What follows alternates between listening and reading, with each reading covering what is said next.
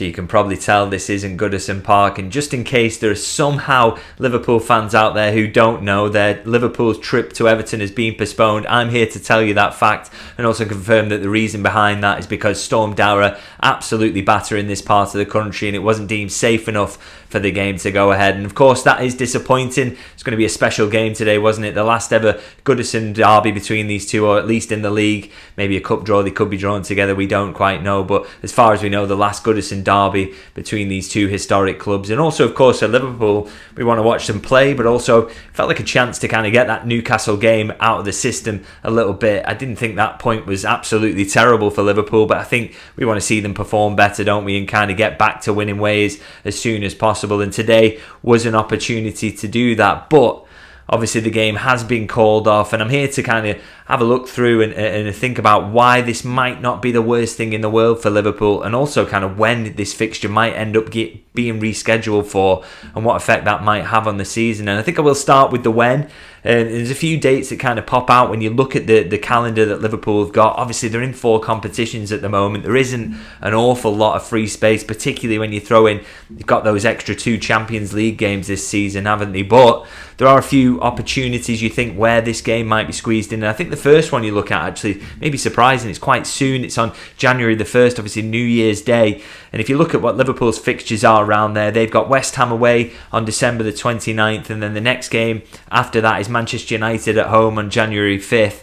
As for Everton, they've got Nottingham Forest at home on the 29th, and then Bournemouth away on January the 4th. So potentially opportunity to squeeze the game in there on January 1st. But for me, I would be quite surprised if that is the date that they do ultimately go for. For starters, it's really, really short notice to turn that around. They usually tend to give themselves a little bit longer to schedule that in if they can. And also, of course, New Year's Day, a bank holiday, I just think, policing issues around the game. Obviously, it's a derby and a big one, so maybe they would raise some concerns about that. So I would say, there's space there for it to be played, but I would be kind of surprised if they turned it around that quickly. But there are, of course, a few other dates that kind of pop out as potentials, and I'll point those out now. They're both actually in February, a couple of back-to-back weeks there that Liverpool would be able to open up if they qualify for the top 8 in the Champions League. Of course, that would mean then that Liverpool don't have to go into a playoff, so they would have a couple of free midweeks there where they could play this game, and Everton also will have free midweeks. And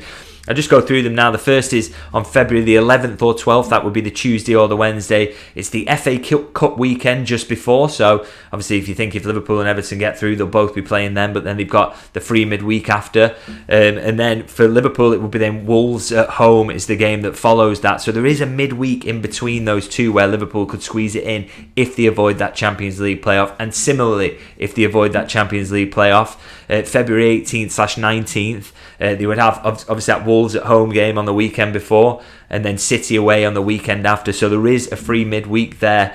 And of course, in terms of the playoff that Liverpool might be facing in the Champions League, you just got to say it looks very unlikely that Liverpool will be in that, and that these midweeks would be free, because you calculated before the season started, that around 16 points will get you through in the top 8, so you avoid the need for that playoff. And so Liverpool have won all 5 of the games so far, so they only need 1 point from the next 3 games to get through if those calculations are correct. So you would imagine that those midweeks are going to be free for Liverpool, and they do look like really good spots to kind of put those in if possible. I have to say that the first one would probably be the best. Obviously an FA Cup weekend where you'd heavily rotate, then go into Everton with a full strength team, and then it's Wolves at home, which is, you have to say, one of those kind of fixtures. I think that would make it sort of easier on Liverpool, wouldn't it, if that one, rather than having Wolves at home, Everton away, and then Manchester City away, that feels like a little bit of a tougher run. So I think the first weekend looks the best. And one thing you can say about this, that either one of those would be much easier than where Liverpool have found it this time, which is on the back of Real Madrid, Manchester City, Newcastle away, and then having to face Everton away. So I think either one of those would really suit Liverpool and would work out much better. And one small potential hiccup around this, or spanner in the works for Liverpool, is the fact that the broadcasters generally don't like Premier League games being contested in midweek when there is Champions League fixtures, and of course there will be sides in those Champions League playoffs. But I think with the way that the calendar is at the moment and how congested it is, I really do think that there's got to be some flexibility there. And they have shown flexibility on that in the past when the fixture list is congested. So surely, they've got to give some, show that flexibility in this instance where it's going to be so difficult. If Liverpool continue to be in 4 competitions going forward, it's going to be so difficult to find the spaces to do this. And one negative, I guess you could say about this, even if it comes in a slightly easier run of fixtures for Liverpool, is that it would be under the lights at Goodison, and that is probably tougher than a 12:30 kickoff where the atmosphere is maybe not as white hot as it would usually be.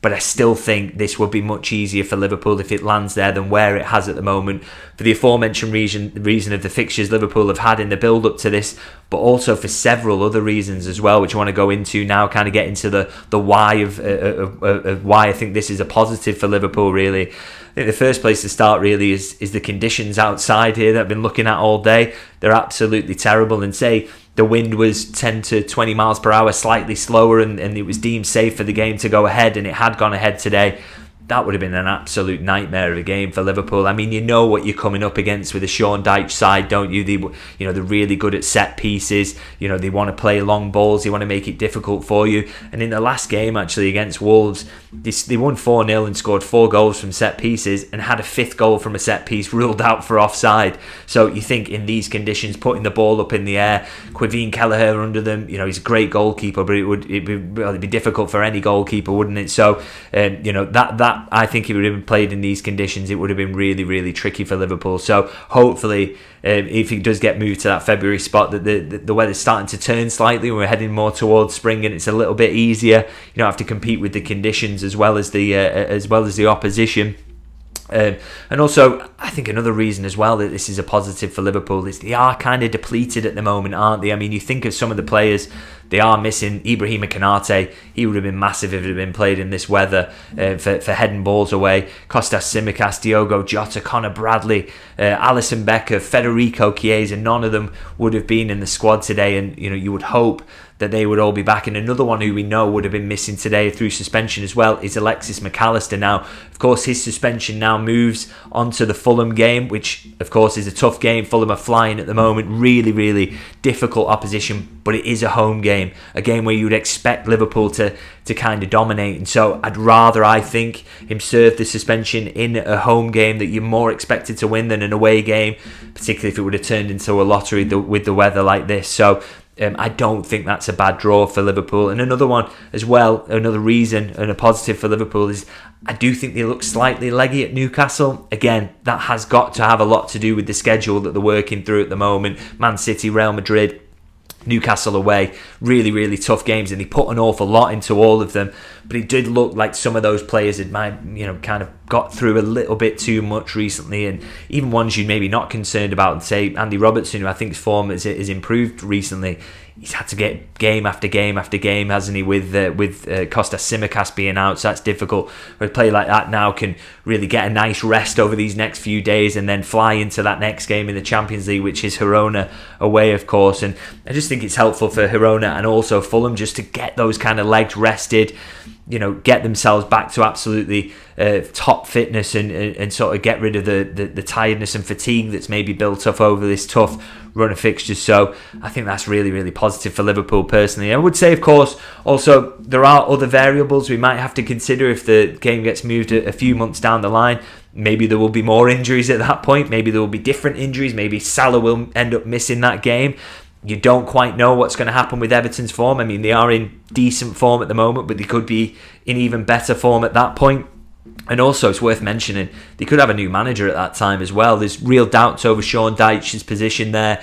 About to get new ownership at Everton, so they could have the lift of new ownership, could be a change of manager, and they could be playing really well at that point. So it is worth acknowledging all those variables exist. But what I will say to kind of wrap this up is what we know at the moment now in terms of those injuries, the legginess, the conditions at the moment, and the fixture list that Liverpool have been facing. I think on balance that it is a positive that this game is going to be moved, and it would be a real positive if it gets moved to that kind of early February date as well, because that would fall quite nicely for Liverpool, certainly more nicely than it had felt at the moment. So I think overall a positive. Now, do let me know in the comments what you guys think. Obviously all gutted that the game isn't on today, but do you think this could actually work in Liverpool's favour in terms of the title race? I had seen some suggestions from Arsenal fans on social media that the ability to close the gap to 4 points this weekend would really put pressure on Liverpool, but for me, 4 points is a pretty significant gap, and then to have a game in hand, I'm not sure Liverpool will be feeling the pressure at that point. It's still a very, very handy lead, even if Arsenal do win,